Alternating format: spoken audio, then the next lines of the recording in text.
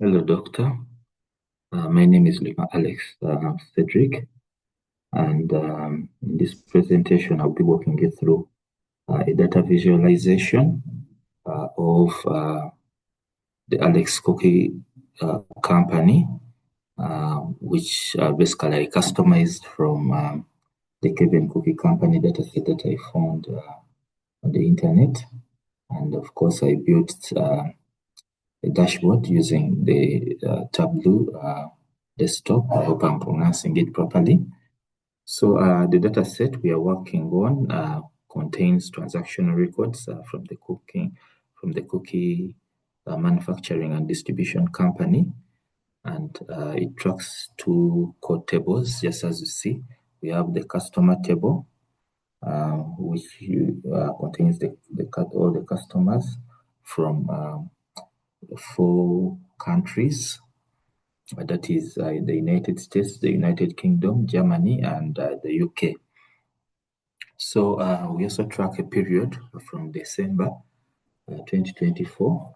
That's information that is found in the orders table.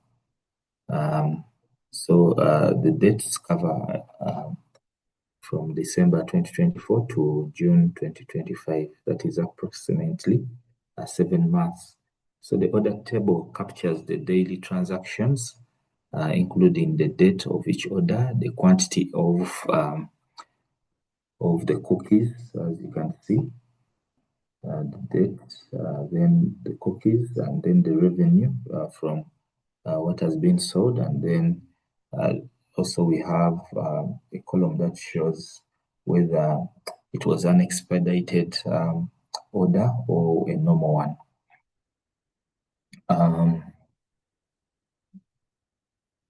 Maybe one thing to note is that in the customers table, I had to do some data cleaning because in the country name, we had some data that was showing the US. So it was showing US instead of United States, and yet some of the records were showing United States, and then others were showing the US. So I had to perform some data cleaning to ensure that we used the US consistently throughout that column.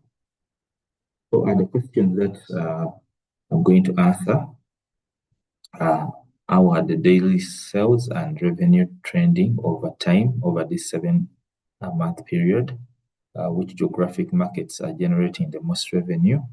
And then which customers are driving the most business? So those are questions that we're going to answer from the dashboard. Now I'll switch to the dashboard, and when you look at this dashboard, it is separated in 4 sections, and we can see the daily volumes. The daily volumes are fluctuating from time to time. That is, here we have the daily cookies sold, and then here we have the daily revenue as per the cookies that are sold. So you can see that it ranges. Some days it peaks at approximately 2,000. If you look at this, these are 2,300, and then this is 2,400. So those are the peaks, and then there are sharp drops that are almost going up to zero. These are 23 cookies sold. These are 74. So there are sharp declines, which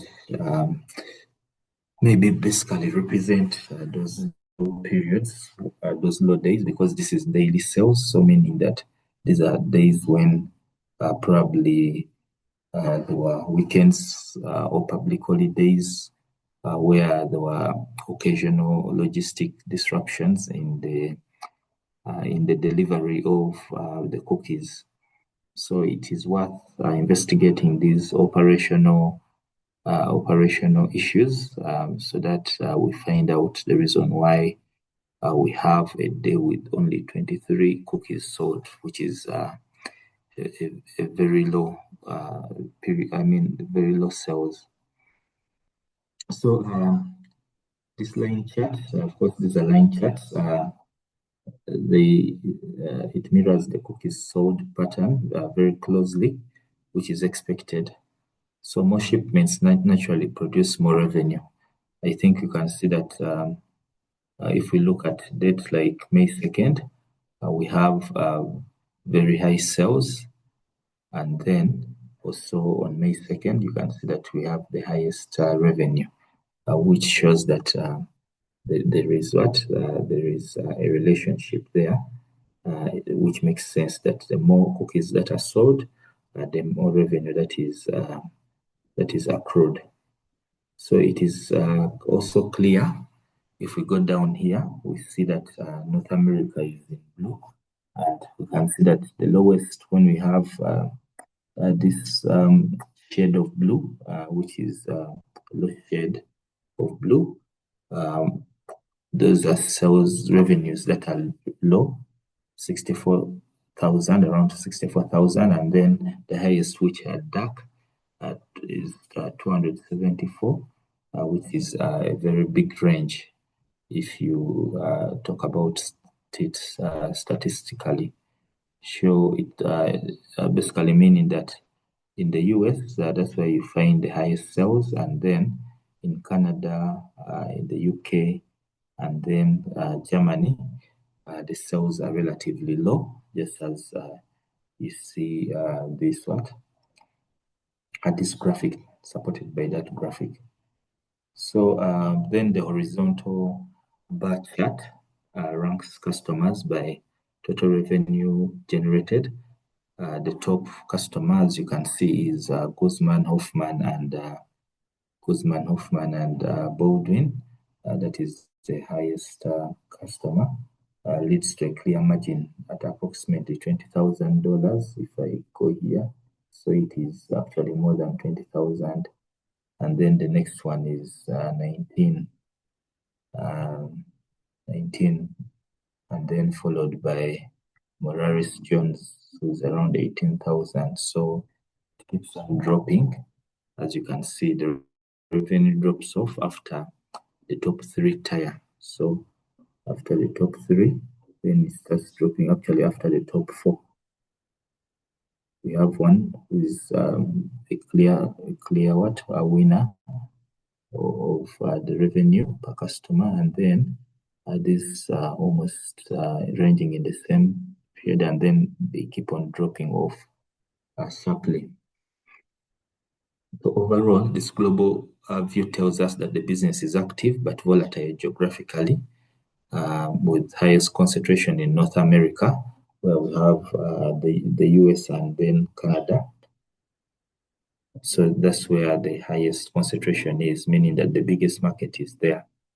So it's good to note that also we have a customer who won now value, meaning that probably it could have been a data entry issue because I don't know how I can have a customer who is not buying anything and then I'm considering them a customer. So probably maybe that needs to be investigated whether this customer's sales were not entered properly in this particular data set. So if I narrow down, I go to the US. Here I've clicked on the US, and as you can see, the US it filters the entire dashboard, and then we are only remaining with American data. And you can see that the American data, it peaks. The cookies that are sold are peaking at around 2,000, around 2,000.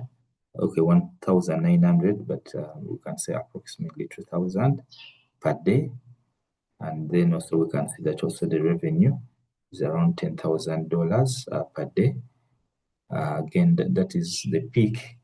And we can see that most of the spikes, that is the highest periods, are between January and December and December, and then this is January, meaning that probably this was the holiday period, and then again around in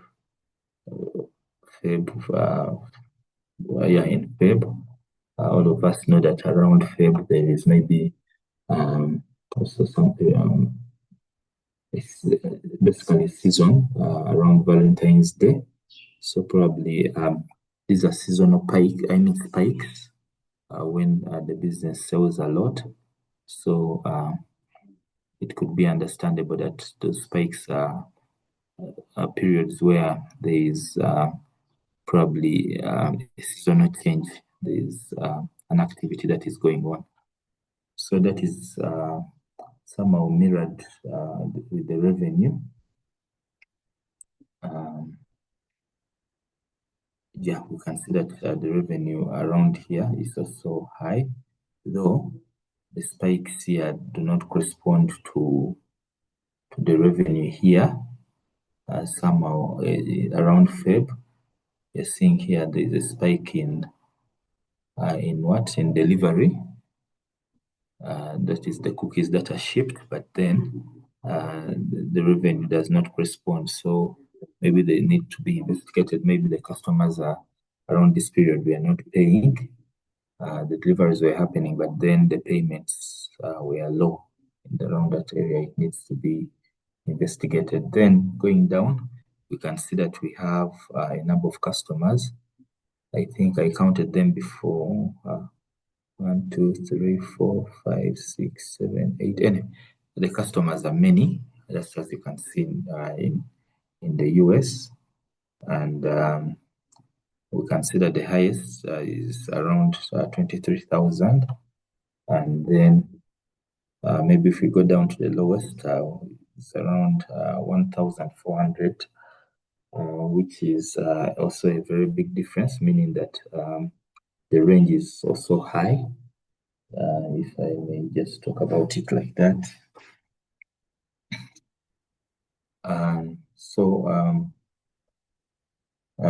Basically, this shows that the business is healthy because the more suppliers that you have, these are customers, meaning that we could term them as suppliers that they are selling the cookies that we deliver to them to the wider market. So the more customers that we have, the more the sales. So meaning that the US, the business is healthy.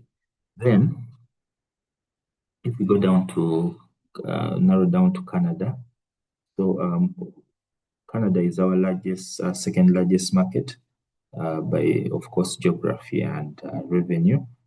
The first thing that I probably noticed in this in the time charts, these time charts up here, is that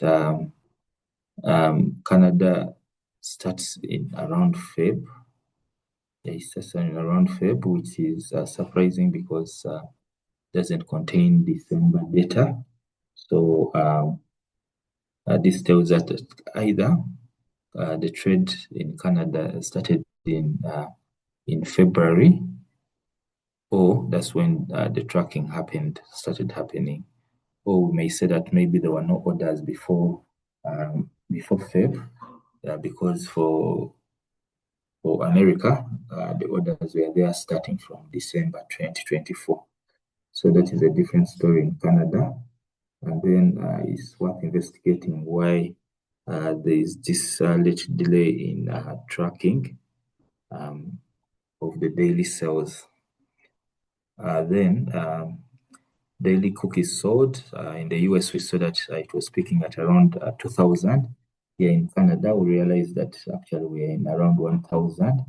So showing that the US market is a lot bigger than, almost twice as big as the market in Canada. So there's also a notable spike that is visible around June.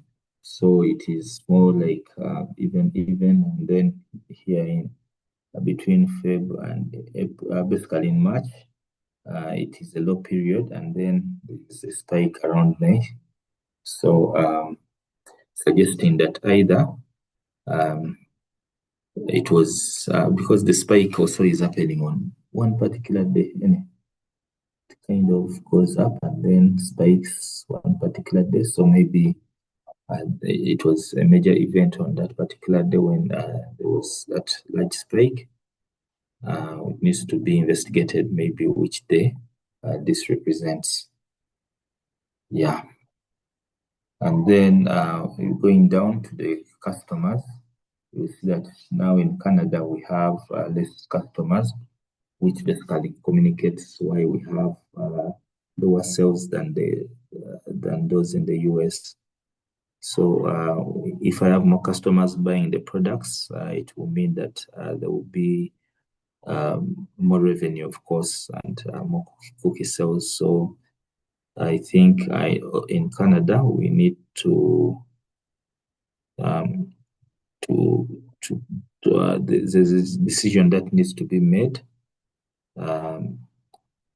basically to ensure that we increase the customer base. So the customer base needs to be increased.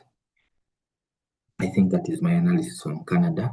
Then if I go to the UK, meaning that we are moving across from the US and then we go to Europe. So the UK timeline runs from December 2024, just like the US, suggesting that this market was already established. It is an international market that was established maybe at the same time as the US. The daily cookies that are sold, they peak at around 1,000. Actually, they go up to 2K. Yeah, they are between, they go to, is that 2K, 2,348. So it is also a big market, I would say, if you look at that. And also the revenue is around the same as the US. I hope, no, we are in the US actually. The UK, I was wondering. Okay, so sorry about that. I think when you look at the UK, the peak is, 1,200. So I was wondering why it was almost the same as the US. Sorry about that mistake. So the UK is a lower market, just as you see it. But of course, you can see that it starts in December 2024, just as the US. And the peak is 1,200, which is lower than the US, where the peak was 2,300 something. Yeah. And we can see that the lows around these months, the UK, I think I would say that most of the months we have considerably higher. It's more of a stable market with a few lows. Of course, there are lows like any other business, but at least I would say that this particular graph, the line graph, is more even. It is more stable, even if they have lower sales, but at least it's more stable. And the revenue is more or less the same. Then when we go to the customers panel, we have around 10 customers, which shows that still they are lower than those that are in the US, because in the US we had a number of them, which means that the cookies were reaching a wider market. So in the UK, we have Harris, Collins, and Carney. And then the second one follows closely, so there's not much difference between the top two. But then there's a sharp decline as you move to the rest of the customers, which shows that maybe these other suppliers, they need to be supported in real. I mean, they need to be. There should be an investigation to find out why this customer base is not evenly distributed. The customers are not so many, but also there's a sharp decrease after the first two. So meaning that the market is mainly controlled by the first two suppliers, that is Harris, Collins, and Carney, and then Henderson, Collins, and Anderson, Ramirez, and Lewis. So the market is mostly reliant on those two. So UK I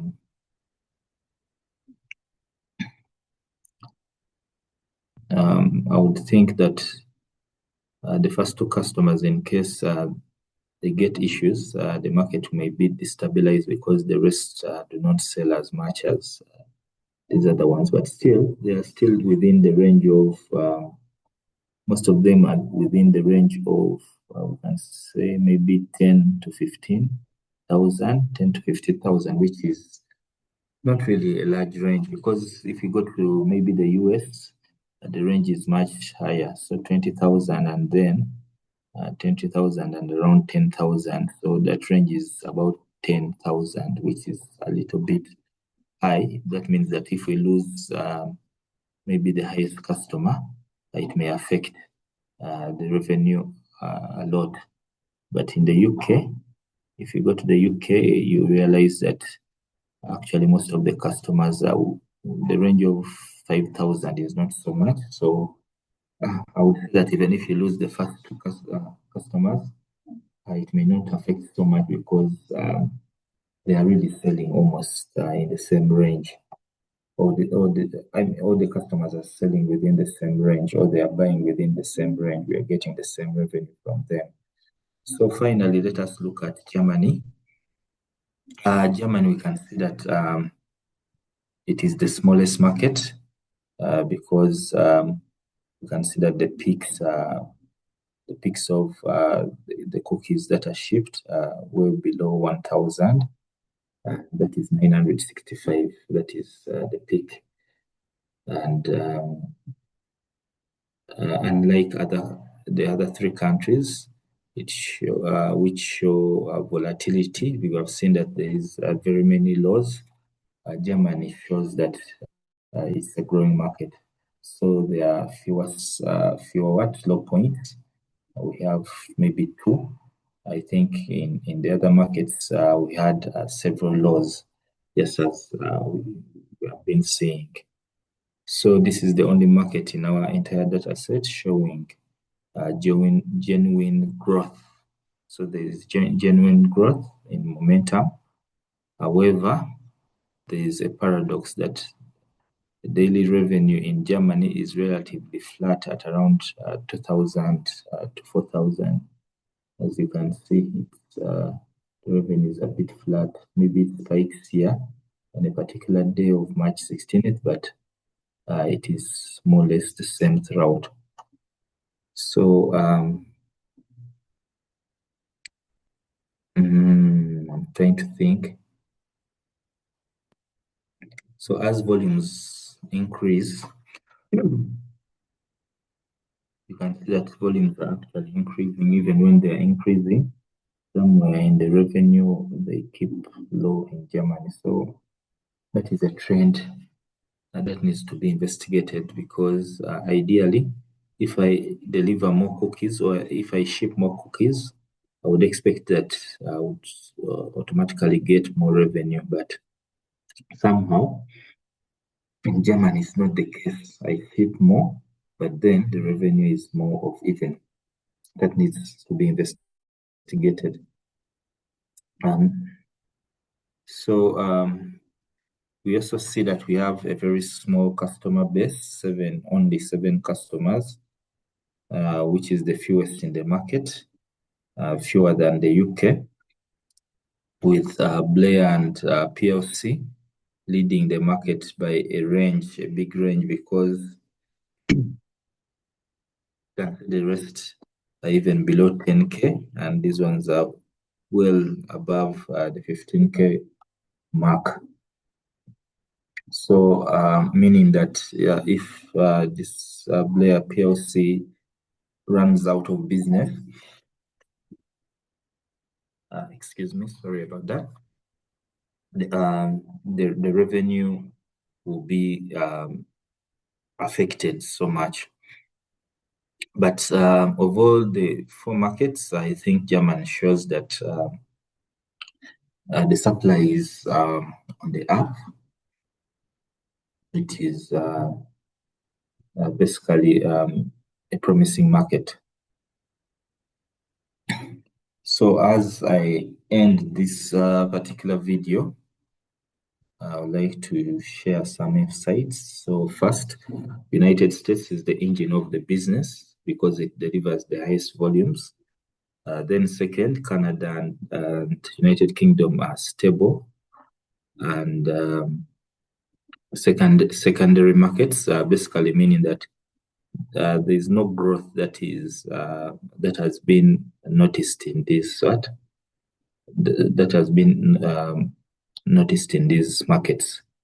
So Canada carries the customer concentration risk with their quota dominating. If we go back to Canada, we realize that their quota and then this Ryan PLC, they are dominating the market so much, and the rest are basically selling very low. Then third, if we go to Germany, as I conclude, Germany is small, but it is the only market that is showing a clear upward growth trend. So that is something that should be